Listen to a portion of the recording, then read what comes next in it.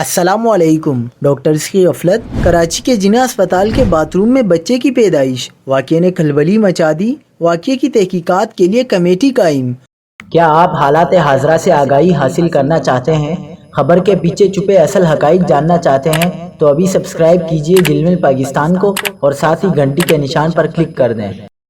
آپ کو بتاتے چلیں کہ جناح اسپتال کراچی میں خاتون مریضہ نے مبینہ طور پر گائنی وارڈ کے واش روم میں بچے کو جنم دیا۔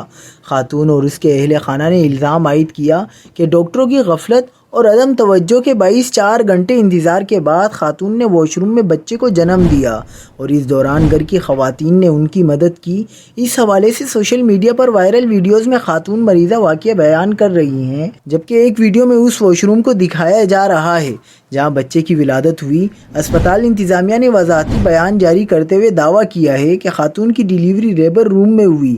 واش روم میں بچے کی پیدائش کی اطلاعات بے بنیاد ہیں۔ ترجمان JPMC کے مطابق مریضہ نادیہ زوجہ اکرم کو گائنی ایمرجنسی آمد پر ڈیوٹی ڈاکٹروں نے فوری طور پر اٹینڈ کیا اور ان کا طبی معائنہ کیا گیا۔